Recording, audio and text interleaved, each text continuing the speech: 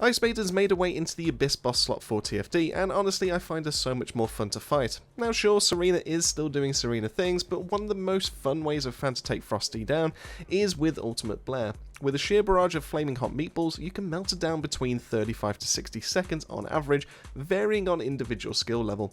So in today's video we'll be taking a look at my Heatball special Ultimate Blair, designed for one thing and one thing only, and that's destroying the Maiden.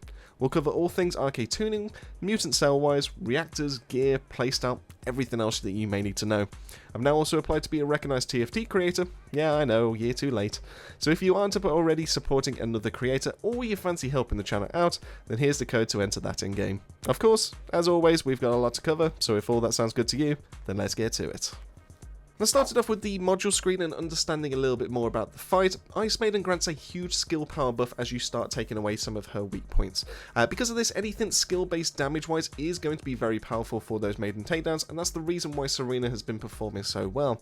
Now as Blair is crit based, we're going to be aiming to increase his critical hit rate to cap, his crit damage as high as possible, skill power modifiers so that we can take full advantage of those buffs, and then lastly the cooldown that we need to alternate our 1 and 3 while also building up to our skill 4.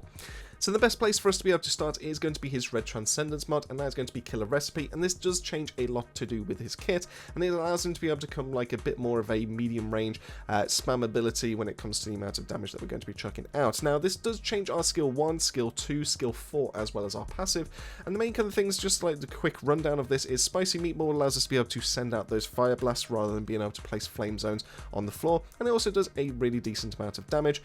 We have skill 2, which is Temperature Check, allowing us to be able to easily restore our MP, and it doesn't consume our additional resource, so it's a really good way of being able to keep our MP fully stocked up during the fight. Skill 4 is where we're going to be consuming that resource, and this also has a fancy lock-on mechanic, making it so much easier for us to be able to take down Ice Maiden. I would recommend, if you are using this ability, to be able to do a jump and then activate it, because it doesn't have as much of an animation lock when you are actually using this, so you will get control of your character back a little bit quicker, so that is going to be a nice little tip right there. But the main thing is that you are going to be alternating between your skill 1 and skill 3 to try and build up that Chef's Kiss, and then you are going to be unleashing it when it comes to Deadly Feast. Now lastly, just shifting on over to the passive, and this is going to be a Feast of Flavors. This one does get a little bit more complex, but essentially you don't have a skill critical hit rate increase, just a base. You will be getting it when you apply damage to an enemy that is inflicted with burn. Now because this is additive, this means that it will be going against our base. So Ultimate Blair's base of critical hit rate is 20%, so we will gain up an additional 25, meaning that we're going to be hitting 45% without additional boost. This means that we need about 122% to be able to hit that cap of 100% of critical hit rate, and we will be getting the stuff from our modules, we will be getting things from our Arche tuning. It is really easy to be able to hit cap, but the main thing to note is that we don't need skill insight, and that is the reason why we're going to be talking about the modules a little bit more. So that's going to be a really nice segue for us to actually talk about the modules that make up this build. So the main kind of crit package that we're going for here is going to be 3 modules. This is going to be Emergency Measures, Frontlines, as well as Skill Concentration. This allows us to be able to get a 92.3% of that 122 that we did need to be able to hit the cap, but it's also going to give us the most amount of increase to our critical hit damage, and that is what we're going to be using to be able to melt down the Ice Maiden. We're going to be increasing that even further by going into Hyper Focus. This requires us to be able to land a firearm critical hit, and when we do that, we gain Arche Focus for 15 seconds, and that is going to be an additional 46% to our skill critical hit damage, which is really nice, and that also goes against base, meaning that we actually benefit from all the additional modules that you can see right here. Now, of course, this is no good if we can't spam our abilities, so we are going into Nimble Fingers to help us with skill cooldown. Same with MP Conversion, and then we are wrapping this all up when it comes to the Focus On mods, when it comes to Fire as well as Dimension, so that is going to help us with modifiers, so we do even more damage, because we don't have the highest modifiers when you can see on the abilities right here, but it's especially going to come in handy when it comes to the burn. And then also going into Fire Skill Power, so that the base amount of damage that we're going to be dealing is going to be as high as possible, by also helping us out with that skill cooldown. Now the last 2 mods that we haven't talked about here are going to be Iron Defense. Usually we don't tend to actually go for this one, we normally go for Spear and Shield if we are going for the most amount of damage, but because of the amount of modifiers that we do have that are quite low when it comes to Ultimate Blair, we actually get a bit more of an increase right here, and because of how the skill power modifier increase that we get from Ice Maiden when we actually take off some of our weak points, it makes more sense to go into Iron Defense to really kind of help us out with that modifier. And then lastly, we just kind of round it all off with Fire Synxium, and that is going to give us additional Fire Skill Power. Now, this was the build that I did use for that leaderboard run that you can currently see that has been on the screen several times. But if you are looking to be able to like learn this build a little bit more, if you are going into public lobbies, if you are going into co-op and everything like that, I would recommend that you take off Fire Sync Shim, and then you can put in the HP mod. Anything like basic, you can go for increased HP. That's going to help you out. HP amplification is also a great shout as well. Anything that's going to give you a little bit of survivability inside of that combat environment is going to be the best way forward, and this allows you to be able to still have the really nice DPS package that you can currently see here. Now, swapping things over to the reactor side of things, we do have a couple of solid options for us to be able to use, and the cooldown and crit damage is going to be the one that I have used in most of the clips that you've seen in the background, but Colossus attack and crit damage being max amount of damage that you can currently do, and it is the one that I tried to farm for to try and see if I can get those potentially faster times, but I've yet to actually get my hands on one, so I will be testing that one out once I do manage to get one to drop. And you can also go for something like crit damage with a ratio, which is going to be a really quite nice to be able to fall back on. Dimension ratio is going to be the best in slot, but fire ratio is still just as fine. All of these are strong and more than viable to be able to use, but I do think that Colossus and crit, or cooldown and crit, are going to be the ideal slot-ins, and that is going to give you the most amount of DPS that you can currently do. When it comes to the mounting wise though, I would recommend either a handgun or a tactical rifle, as we'll also need a reliable crit weapon to help us re-trigger that hyper focus as the fight goes on, because it's going to last for 15 seconds, and most of the fights are going to be lasting upwards of 30 seconds, so you will need to be able to re-trigger that, but we'll talk a little bit more about that once we get to the weaponry section side of things. Now, due to the buffs that Maiden grants us when we start breaking off those weak points, combined with her really low fire resistance, we actually get more damage and we actually get more utility out of it by going into a 4-piece into the Firebrand set than we would do with that of a 4-piece Slayer. The main kind of thing that you do need to focus here is MP rolls are an absolute must though, as while Blair can restock his MP with his skill 2 and his Chef's Touch, it will help to offset the downtime needed to be able to use those skills, and I'm currently showing you off the rolls that I've managed to actually use when it comes to the runs that you've seen in the background. Now, the weaponry side of things, while no stat sticks tend to exist for us to really benefit from, it is going to be affecting that of the starting rotation for this build to be able to pop off. Now, the main kind of like stat stick that you could make an argument for is going to be Secret Garden, and the reason why is because the unique ability does give you a chance when you activate a dimension skill of being able to recover some custom resource, and Chef's Touch is going to be that, or Chef's Kiss is going to be that of a custom resource, so you do have a low chance of being able to get 10% of that back.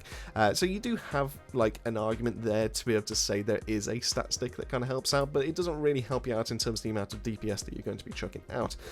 The main kind of weapon that you will be primarily starting the fight off is going to be that of a Restored Relic. I would highly recommend that you do manage to get this one built up if you haven't already. The reason why is because what you can do is use the Restored Relic at the very start of the fight, so as soon as it like becomes into a damageable state, you can then spam out every single one of these rockets, and I currently have one up to 19 in the magazine. You can hold down the trigger, you can spam out all these rockets, and then one eventually that is going to break on the weak points, and then that kicks you off into being able to do all that additional skill power, and that then allows you to be able to snowball into breaking off additional weak points, and then being able to increase the amount of DPS that you're going to be chucking out. Now, because this does have a base 20% critical hit rate, there is a chance that this will trigger hyper focus more likely than not by itself. So the very first kind of like setup, you will essentially just have it for free by using this to be able to break weak points, and then also setting off your hyper focus, and then you're going to be able to go into your skill rotation to do the most amount of damage. And then it just requires you to be able to use an additional weapon to be able to re-trigger that as the fight goes on. Now, if you are looking for a build that I've been using for the Restored Relic, this is essentially the one that I've been using. The main thing is that we are going into fire attack as well as fire priority, increasing our magazine size so the more rockets we can fire out in one so that we don't have to worry about reloads, and then we also go into explosion radius with our ammo optimization, which is then also going to help us out when it comes to the rounds per magazine. Now, as for the other weapon that you are going to be carrying, this does depend on user preference, but ideally you're essentially looking for a weapon that has a really high critical hit rate, and it's pretty easy to be able to actually spam out. The reason why is because you want to re-trigger that hyper focus as easily as possible, and the two best in slot that I do think are going to be that of the Secret Garden, as well as the Last Dagger, and this does depend on which one you've currently got built up, as well as which one you prefer to actually use. Like I said, there isn't any additional stats than like unique abilities or anything that's going to feed into this, but essentially the easier you can proc a critical hit, the easier you're going to have it when it comes to hyper focus, being able to get restocks and everything like that. Now personally, I prefer Secret Garden because I already have this built out as a stat stick for other descendants and everything like that, so I can use it for things like sprint speed, I can use it for grapple hooks, and then I can just essentially rely on its really good base critical hit rate, just to be able to fire a couple of bullets, just to be able to keep that shred on, as well as being able to trigger that hyper focus. If you are looking for some kind of build, this is what I would possibly recommend. You could probably take off Brisk Walk for the boss, and go for something that's going to help you out with additional critical hit rate, but to be honest with you, it's more than enough as it currently stands. So for example, you can see I'm sitting at 74.5%. It fires a 4-round burst. Usually you will be landing an additional shot in there that is going to do that critical hit, so you will be normally fine when it comes to that. Now the other one is going to be things like Last Dagger. Last Dagger already has a unique ability that builds up its critical hit rate, so you don't really need to worry too much when it comes to the modules. You can see what I currently use, which is going to be something I built up for like purge runs and things like that. But to be honest with you, it already has a great way of being able to get up to 100% critical hit rate, so as long as you just hold down the trigger, you're normally fine, as long as you've got enough rounds in the magazine. But either one is absolutely fine, and either one grants fantastic mobility, and as long as you've got this mounted into your reactor, any of these will be absolutely fine to be able to actually use. Now kick things over to the Arche tuning. For the fastest clear times, you are going to need a Mutant cell, and there are two fantastic options for you to be able to use depending on your skill level. Most of the clips that I've been showing off in the back, and the most consistent I do think is going to be that of Burn Vulnerability. When you're attacking an enemy with Burn, which you're going to be doing to be able to get your Chef's Kiss and everything like that, you do get additional skill power, which is quite nice. It's not a huge thing, but it is quite nice to be able to actually use this and out and about. The other one that's going to be in the exact same slot is going to be Arche Overheat Shield. I do think this one offers a little bit more damage, but you do kind of need to keep your shield going. So if you do, you need to be able to have like you're over 50% of your shield ready and available for you to be able to benefit from that. As soon as you go under that threshold, you're not going to be doing as much damage. You will see that dip, you will see that drop off. So while this is like fantastic option to be able to go into, it does require you to be able to avoid as much damage as possible, so you might find this one a little bit harder to be able to actually use, whereas that of Burn Vulnerability is going to be active all the time because you will be applying that burn and you will be applying damage to those enemies that have got that burn on. Now as for the rest of the build, we are going into a typical stuff when it comes to Blair. The main kind of thing is we are saving the points by going into enhanced skill power. This allows us to be able to go for the nodes here for the additional skill power here. We are going into cooldown, we are going into like as much skill power and cost and everything like that. This is going to be where we're getting our skill critical hit rate, which is going to be pushing us over that skill cap when it comes to critical hit rate. So we are going to be, this essentially is going to be what allows us to be able to get up to that 100%. The two nodes that can be changed, that can be taken off, are going to be these two here. So you can take off these max HP.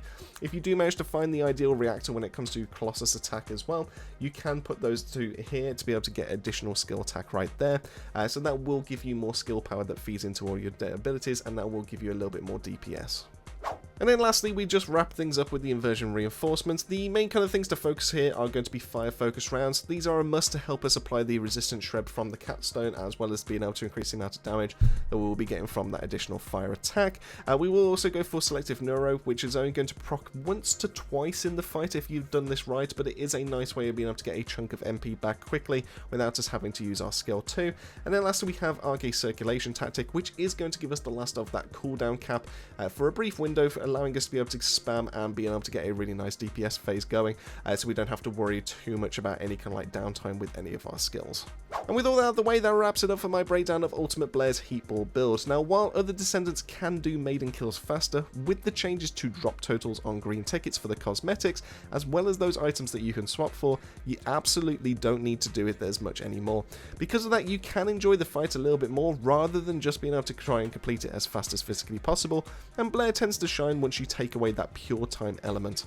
Now please remember, this build is purely for bossing and taking on the Maiden or Colossus fights, so if you're looking to hit up mobbing or any other contents that exist in the game, have a check out of my previous build video where we discuss the ideal setups for those as well.